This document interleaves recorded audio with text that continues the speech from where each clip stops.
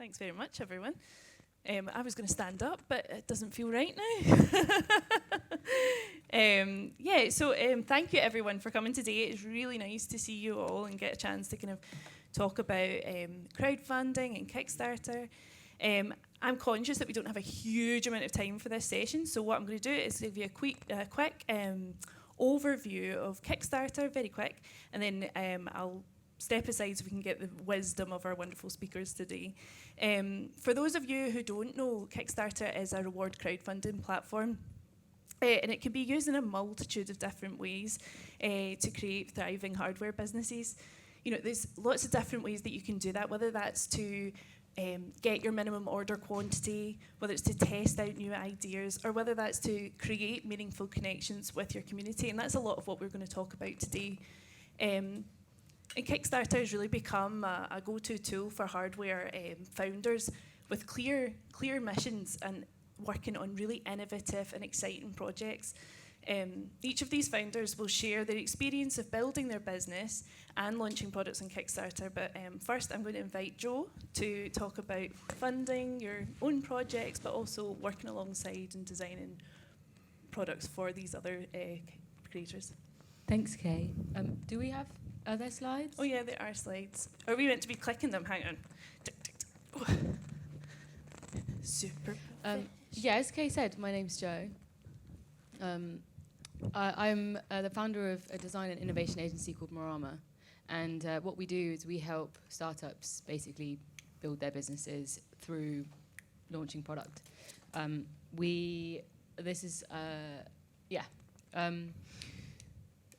Market-changing products. What does that mean? Basically, we're trying to create products that push the boundaries of innovation, bring something new to markets, bring new experiences to customers.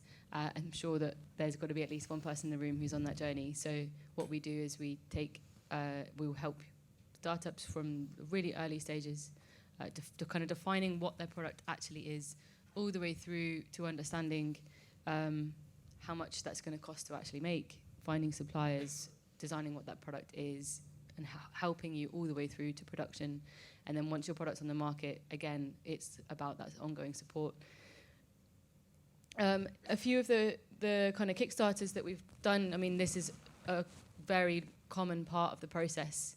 We tend to use this, our clients tend to use this mostly as a way to validate their ideas. So getting something onto Kickstarter sooner rather than later allows you to get that justification that you need to be able to continue with your product, to justify that to yourself, to your team, to your investors, primarily, to be honest.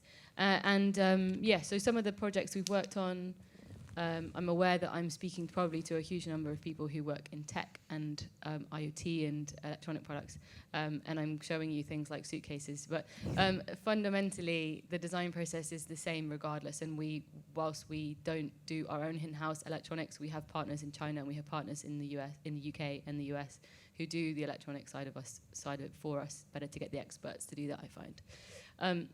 So this is some of the stuff that we've worked on that has raised money. And we're not talking like tiny amounts of money. Like, we'll help them put Kickstarters together that have raised upwards of $500,000 to $1 million. But that's me. Just briefly, who am I? I'm a product designer. I have a product design background. Mostly, I'm a problem solver. Aside from that, I really think I'm really put a lot on the importance of storytelling. So Kickstarter is all about storytelling. You're essentially marketing your product early, like before you think it's ready. But you have to convince your customers that it will be ready, it's feasible, it's viable, and it's pretty much ready to go. So I help you basically put those stories together and then build those stories into the products themselves so that that makes sense. It makes sense in every kind of facet of your business, whether that's the brand, marketing, customer service, product, packaging, unboxing experience, repair, and eventual disposal of that product as well. I don't know if you can be a self-proclaimed wizard, but I'm taking that title. Yeah, I'm a CAD nerd, so I love to make stuff in 3D. I'm going to hand over because I've talked too much.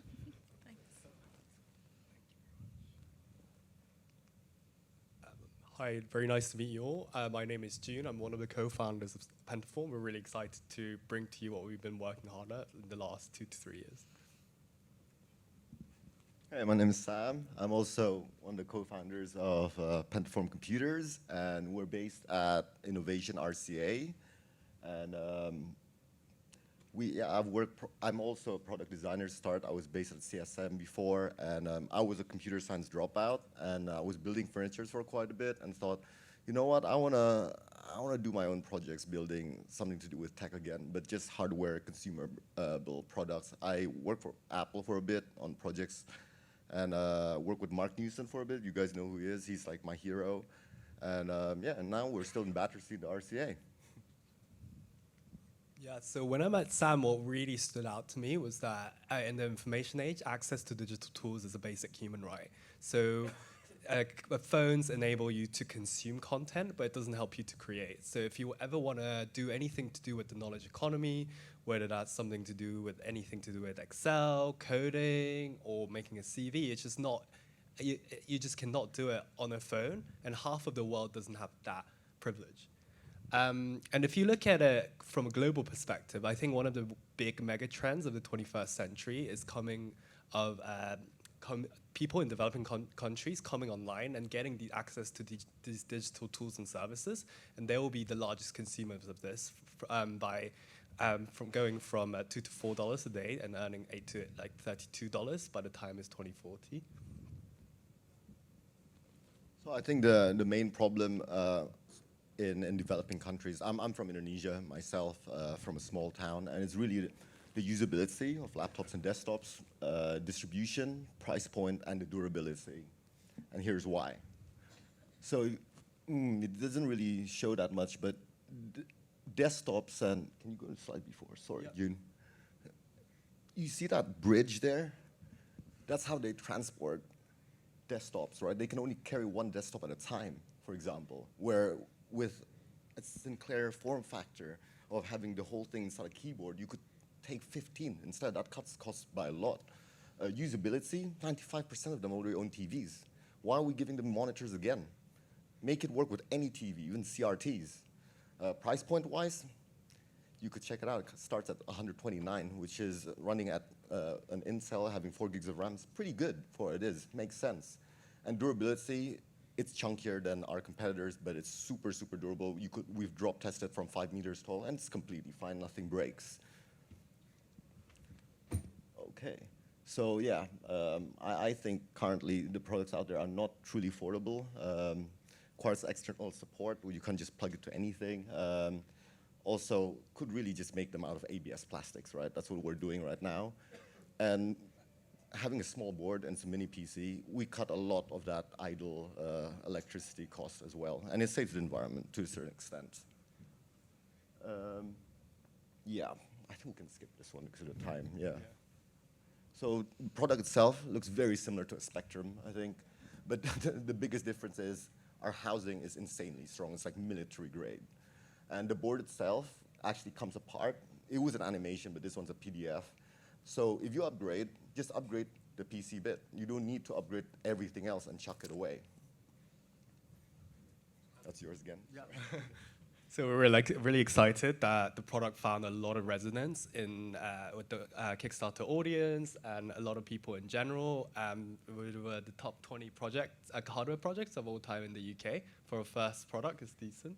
And we raised around 400K US, depending on the exchange rate of the day, what the British government decides to do. And we were featured on TechCrunch and like 30 plus publications, including Tom's Hardware, Tom's Guide, Lianco Designs, etc. Yeah. So I guess part of the form factor as well, the fact that the PC comes apart from the keyboard, is that we could have loads of modularity aspects of it. And just like, you know, this Nespresso machines, they're great because every product that they expand on, you're going to use their machines. Same thing with us. So we're looking to having like a piano MIDI keyboards or even like tiny DLP projectors that could go in between it, hard drives, or maybe a Dolby sound speaker, whatever. But that's what we're looking to do next. Yeah, I'm really excited because whatever we're trying to do is enabling people to take the first step, whether that's music or any kind of creative thing. We're going to make affordable, high quality products. And like as Sam said, it's like cheap things taken seriously, which is a phrase I really love. It's not really like a luxurious item. It's more like a tool. You know, it's something to start with. It's like kind of like Tractor, I guess, in music. You could afford it, but it's great. And also, we believe that all the most iconic hardware companies also blend software. So if you look at companies like Apple, Tesla, Toast, etc., and the first product we're thinking of doing is, and our community requested, it's like a VM, remote VM that people can, really easy to use consumer remote VM that people can access, so they can access more compute power on demand. And here's our contact details, if you want to ever get in touch with us. Thanks for listening. Thanks, you. guys. Yeah. It's such a good introduction to your product and what you've all been working on. And then, and you guys launched on Kickstarter earlier this year. And how was that experience for you? Did you enjoy it? What was the best thing about it? Yeah. I've got a lot to say. Yeah, so initially, like, maybe I'm not sure if you're allowed to say this. Initially, like, for a hardware company, I think, like, startup, there's only two real platforms to go on, either, like, Kickstarter or Indiegogo. And we were so confused about which one to go to, because when we went to, initially Sam was really keen on Kickstarter because he's been backing for a while. But when we went to see, yes, Indiegogo came to us and gave us loads of like free perks and told us like there's gonna be like integration with the Pixel, there's gonna be all these benefits. And we were really confused at the time. But after speaking to some people, the one thing that really kind of like skewed us over was the fact that there's 4 times a bigger community, and it's the biggest community of backers and people who are enthusiasts.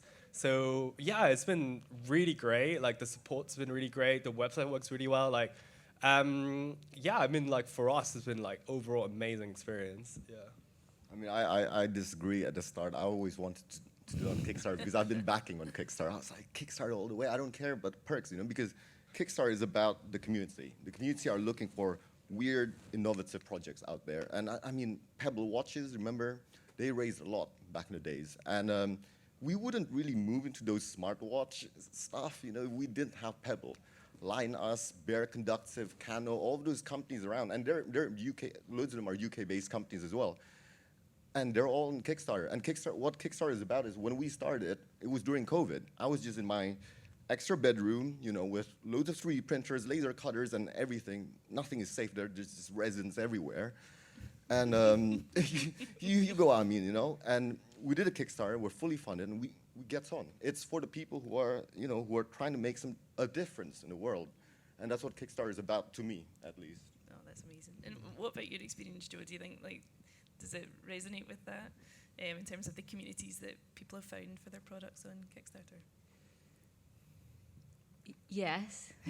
I think I'm going to come at it from a slightly cynical perspective. I think Kickstarter's incredible because it has allowed businesses like Joon and Sam's to actually get off the ground, and that's incredible.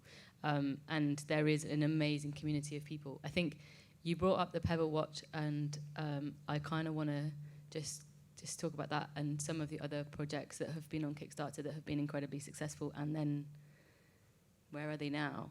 I think the only risk I think with Kickstarter, I'm on a panel about Kickstarter, and I'm gonna criticize it. No, I would say the only thing I would say is that the Kickstarter audience is not the same people who will be buying your product when it's out in the market, and that's the only thing to be aware of. So when we talk to people about putting something on Kickstarter, we're talking about storytelling, but we sometimes tailor the story to the Kickstarter audience, and it will be a slightly different story as the one that you'll be telling when you eventually put your product out to the world. And I think that's something just to be aware of. It's like there is a type of Kickstarter backer, and they've done an amazing job over the last few years, especially to diversify that type. But yeah, I mean, that would be my only thing. Yeah, I think that's actually a really good point. I think that one thing that we always talk about is like Kickstarter is not just our community, it's also a place to bring your community together. So before you launch, before you start doing anything, be really clear about who your audience is and who your product is for, and see, you know, is that audience on Kickstarter already? How much work am I going to have to do to bring the audience that is going to use this product to the platform? You know, it's always like a full process. It's more like, you know, if you're going to launch a product anyway, you need to know this information. You're not going to launch it blind, not knowing who your audience are. It's all part of that same process, and Kickstarter's a tool and community within that you can take advantage of. Absolutely. I think that the great thing is that the back end at Kickstarter, you get all the information about who's backed you, and the Kickstarter audience themselves will probably, if it gains traction, will fully fund your campaign just within the community. But it's knowing, you know, your conversion rates from perhaps the ads you've put out and the mailing lists that you've built up in advance that you've then brought to Kickstarter, and those conversion rates are the best kind of things you have. And I mean, the fact that you can get a product out there and you get money coming into your account like so easily and so quickly before you've set kind of anything else up is probably the best thing about Kickstarter. And I think, you know, another thing to do with that as well is we say this very honestly, about 70% of your backers will come from your community and the work that you do in order to drive people to the campaign, and 30% come from the community on Kickstarter itself. So it is that bit of give and take and building your campaign up. Is there any like top tips in that respect in terms of like how did you speak to your audience before you've launched campaigns in the past in your campaign? Is there anything that you guys would give a top tip to? I mean, if we're completely honest, like I feel like we see Kickstarter more of as like a group of early adopters in the West who really see it as a useful product that they will use as a secondary PC. But I think in the beginning, I feel like we didn't do like as rigorous of a research in terms of like engaging with the backers. But like I think afterwards we did like a lot more outreach and like talking to like more than 30 plus backers, like one-to-one call for like hours and stuff. I think in reaching out, I think definitely like trying to get press for your product helps a lot. Trying to target like communities where people are big fans of your product. I think those are like the main things that like really work for us. Yeah, I think Kickstarter, I'm really excited about it because it's to bring the product out, right? It's called Kickstarter, literally. So yeah, we do have trouble afterwards that, you know, our sales are not the same because we did that in 30 days, right? The 400K, now it's gone down a bit. But it's our responsibility to find the bigger market. Kickstarter is just the first adopters, really. And but it's a really good market to start, especially for hardware and products. And we love companies like Form Labs. It's like iconic like companies that they started from Kickstarter. And I think it's like anything in life. It's just up to you to make it happen. Like whether it's university or whatever, there's no like foolproof way for you to succeed. But it's a good start. I think if you use Kickstarter as a pre-order platform, essentially, I mean, I'm sure that makes people feel uncomfortable. But in terms of the audience, the people who are backing you, they ultimately want that product. So they see it as them purchasing it at a really reduced price, knowing they might have to wait a year or so to get it. But you have to kind of make them believe that that's what the situation is. Even though I've seen and witnessed and been a part of many Kickstarters where the video that you put together is you holding it together with tape, hacking it in shots, stitching GIFs together to make it look like it's working. Sorry, Kaye. No, I'm just like, and you need a huge amount of development to actually get it off the ground. But that's the point, right? You need money to do this, and it's either going to be money from the Kickstarter backers or it's going to be money from an investor, but the investor needs proof that there is a market for it. So the Kickstarter helps you prove that there's a market for it so that you can get the money from the investor. It's basically like, you know, chicken and egg. And a lot of the things I think is, so firstly, I guess, making it really, really feel like they're pre-ordering something that is really almost ready to go, even if you kind of need another 18 months worth of development. The second thing I would be definitely the mailing list beforehand. Knowing that you're going to get at least 30 to 50% funded from the word go is like an absolute like must, because no one wants to fund a campaign that's not successful, that doesn't look like it's going to be successful. And then I think the third thing was, if you can get PR of any kind, that is going to just totally change your campaign. And so you can put a huge amount of money into advertising, which is incredibly expensive because you're essentially and you're picking up people who then go to the Kickstarter page and they're like, oh, what's this Kickstarter thing? I have to make an account, and so you kind of have to take them through that process because it's not like a typical pre-order on a website. But if you can get PR, if you can get yourself in press somehow, then it can be kind of explained in that it's through Kickstarter that you're launching. And so that's a really big thing, and we will help. Definitely help customers, clients do that. I was going to say, ironically, the page itself is designed to build trust. So the idea is that you're showing people, I am an individual that has experience in this, or we're a group that has experience in this, and you can trust us because maybe we don't have experience, but we work with these people who do, and the BBC News says that we're great, and it all starts to build a picture of this company, even if you haven't sold one thing yet, as something that people can put their trust in. And that trust takes its form as a £100 where you give a reward or whatever that might be. And that's why there's all these tools on the Kickstarter platform, like the video, the campaign page, and the breakdown of timelines and stuff like that, so that you can really break down why and how you're going to do this, why this project matters to you, why they should care about it, and all these sorts of things. And obviously all these things take time to do. Like, how long did you take to put your project together from kind of start to finish? Not including the hardware development and everything, but just the Kickstarter. Just the Kickstarter. Maybe 2-3 months. I mean, to the whole the page, or the whole pre-campaign. So you thing. can talk about preparation, right? I think I think overall it took 3 months to launch. We wanted to do it in like 1.5, but maybe that wasn't very realistic. No. But I think in terms of a lot of the pieces of the campaign, I think we did it really quickly. I think Sam stayed up 4 nights in a row, made a video, everything. Me, Francois, and Taylor, I think we did the video over 3 days, but he's crazy at Premiere and stuff. And Francois and I were just on Illustrator for 1 week straight, had 2 hours of sleep, because we thought, you know what, instead of being indecisive, let's just understand what other people do. You don't want to be too creative, right? Because you got to suit the Kickstarter market and just execute. So preparation was 3 months. Making the page was, I would say, maximum of 2 weeks. And we launched it straight away. Because waiting is a waste of time, right? Yeah. And we had a videographer who pulled out last minute, so we had to quickly find a solution to figure out a way to make a video, and I think we did a good job. Yeah, I think loads of people think as well that you're gonna pay a lot of money for articles, and you're gonna pay a lot of money for video, but sometimes it's how you communicate it to the people, right? You're gonna be quite honest. I think at Kickstarter you're gonna be quite honest. You show a lot of the product, and same thing with articles. We haven't paid for a single article, right? We've got, and it helps a lot. It's the cheapest form of advertisement. TechCrunch, we got a huge boost from it, and Hypebeast as well. We didn't know that before, but I think we kept on calling them, we kept on emailing them, and just saying, this is so great, trust me, you'll love it.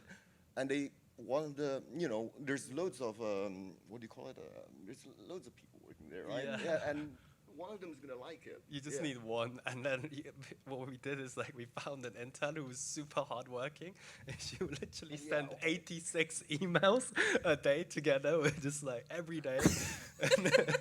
and then we also got a lot of YouTubers, which hopefully the reviews are coming soon. So I think that's also. We're not allowed to say it yet, or? Not yet. But I think that should be exciting. We could have got an exclusive. Yeah, but I think also what helped a lot is for you to have a working prototype, or even a factory sample. They can try and just see that it's a real thing, because a lot of people feel hesitant to promote something that they're not sure if it's actually gonna work out, especially for early stage companies. So I think that's one of the biggest challenges. Maybe a question back to UK is when would you advise the best time to do Kickstarter? Because in terms of time of year. No, in terms of in the project, because you need to have working samples to prove the product is going to be is going to work, but you want the Kickstarter money to fund the cost of working samples. So like it's which comes first? Generally with hardware, we want to see a working prototype, and whether that's like looks like and then works like, and if they're two separate things, that's also okay, because we know you're developing this as you go. As long as we can see how the hardware works, so we'll ask for a really like unglamorous filmed on your phone demo video so that we can see that interactivity actually works, so that there's not like you're saying that it's going to do all these all singing, all dancing things, and at the end of the day it doesn't even turn on. You know, we need to see like, you know, there's some sort of work has gone in there. So in that sort of respect, you know, having those prototypes. But then in terms of like the non-hardware side, like obviously that's hugely important, ironically, in a room of hardware experts, but that's like the thing to get across, is that it's not just about the product, because you can launch an amazing, incredible product, and if you don't tell anyone about it, no one's going to back it and support it. So yeah, I think it is chicken and egg, but it's like 3 months is what we advise being the ideal amount of time to go from to start your pre-campaign into launch.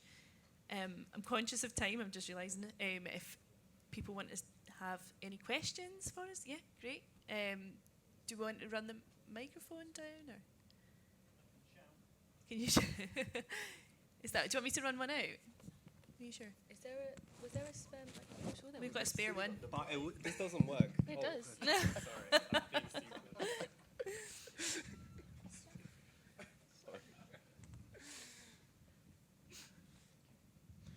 Thank you very much for that.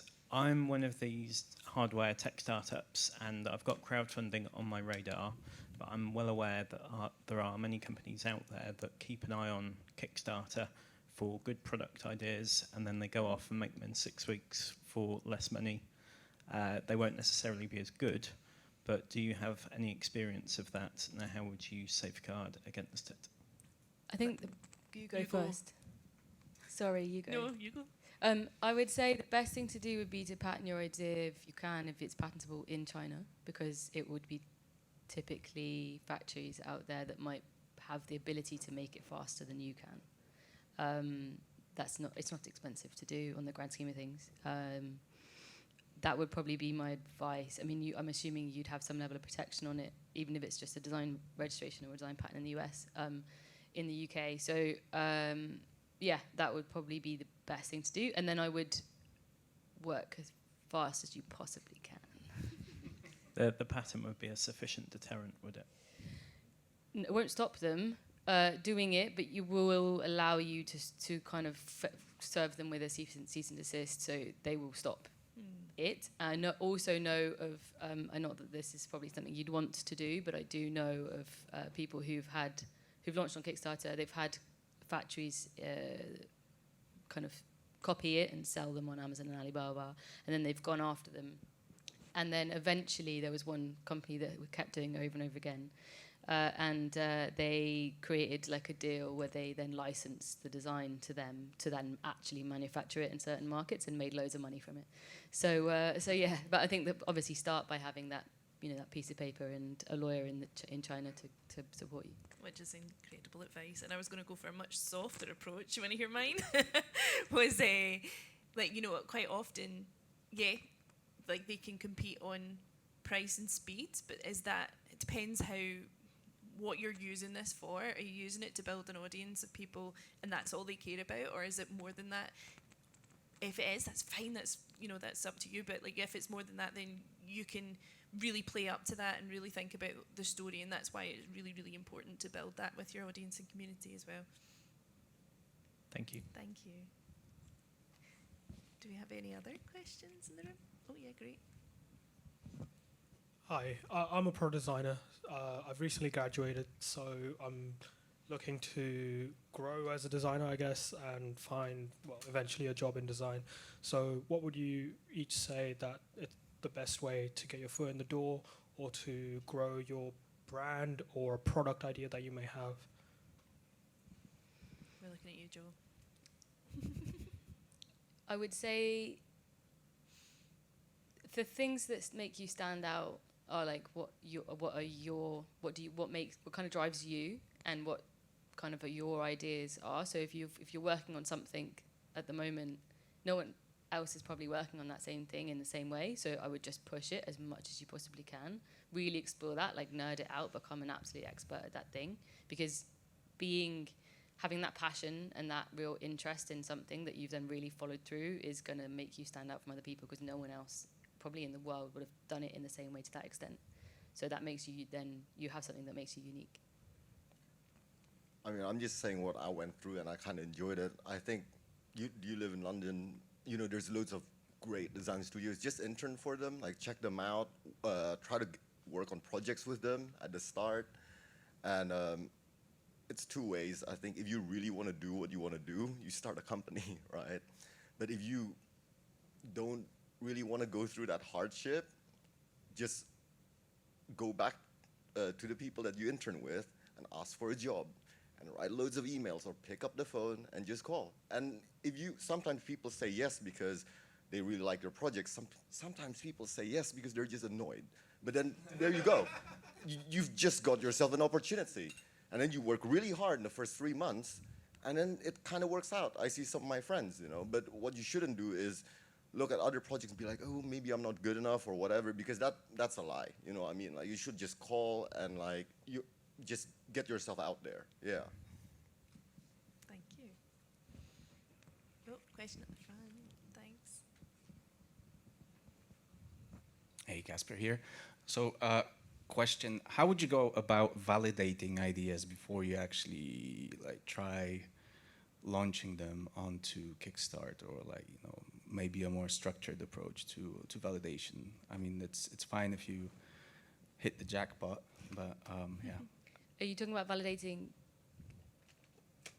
Okay, so you may have multiple ideas, you kind of want to validate them, or you want to validate them and then ditch them. Yeah, is there a way that you would go about validating before you actually spend the money on, and the effort on Kickstarter? The most important thing is to get your ideas in front of people you don't know. So complete strangers. If you can, that depending on your target audience, there's always avenues. So if it's young people, find a youth group. If it's old people, find an old people's home. If it's just kind of everyday people, you can literally stand on the street and ask people to ask, questions, or make a questionnaire and put it on LinkedIn. You need to basically find all the reasons why it's not a good idea as soon as possible. And I think not be too precious about them. I think there's two things people find. I've worked with 150 different startups, and these two things come up time and time again. One, someone sat on an idea for too long and they've become too precious about it, and they can't, what we call, kill their darling. They find it, they get very, very protective about it, and very defensive about them, and don't let yourself become that person. And the second thing is people get terrified that someone's going to steal their ideas. It's if it's just at idea stage, or just a kind of hack job kind of prototype, or a render of something that maybe looks semi-realistic so that you can put it in front of someone, it's very unlikely someone's going to take that and run with it. If you're genuinely concerned, you can not tell them how it works, just what it does, or what's the intricacies of it. Or you can, if you're, again, super, super protective about it, you can apply for a patent for a couple of grand and get a patent pending. Or even just sign an NDA. Obviously, as soon as more barriers you put in place for the individual, the harder it is to get honest feedback, because you've already sort of made that process quite complicated. Is that something that you do as well as part of your offering? The validation part? Yeah, we'll do validation work.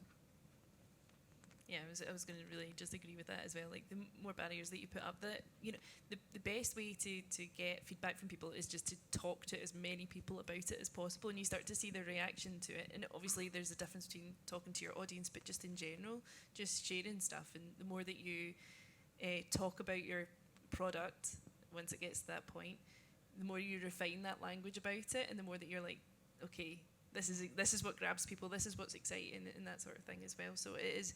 You don't want to be in the situation where I can't talk to you about it because I've got an NDA, and you're okay, fine. And everyone's got a really cynical friend. They're probably your best friend.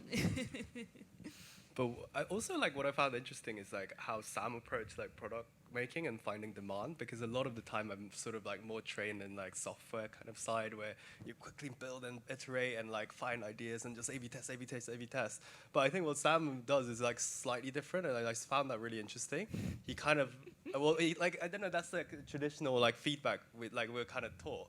But what he does is sort of more like look at existing behavior of people and like just really kind of like think a lot, and like almost all of the time like the A/B tests are super close, so like he kind of narrows down the search space a lot, and you just refine the product instead of like, because like I think I've been taught more like, let's go out there as fast as possible, like quickly do this, but he's more like thinking for like, I don't know, like randomly he would just like go off and like think for a week, and I'm like, what's going on, Sam? Like, can't we just get this out? And after a week he's like, yeah, this is the way. Okay, that makes sense. A/B testing are great, right? We know testings are great, but it costs money, costs a lot of time, and sometimes if you don't do your tests well, because you haven't had to think about it, at the end of the day, you're doing all these things, and you have no result.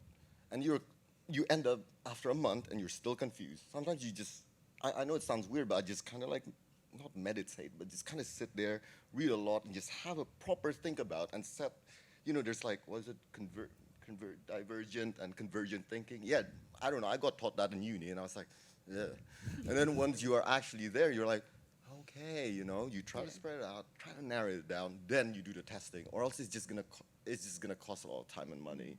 And the bigger the company is, the more it's gonna cost. Or I think that's exactly it. I mean, there's some amazing ideas out there that don't do very well because they haven't been kind of marketed in the correct way, and there's some really terrible ideas out there that do amazingly well because they have been marketed in the right way. And I think sometimes it's not about how, it's not the idea itself, it's how you presented that idea that is going to attract or detract from somebody. So I think, there's definitely, it's difficult to explain in a kind of, in 5 seconds, but we can talk about it later. I think we've got time for maybe one, maybe 2 questions, but definitely one question if anyone else has anything just now. Perfect. Look at that timing. Thank you so much, everyone. Like, it's great to chat with you all, and thank you, everyone. Big round of applause for our panel.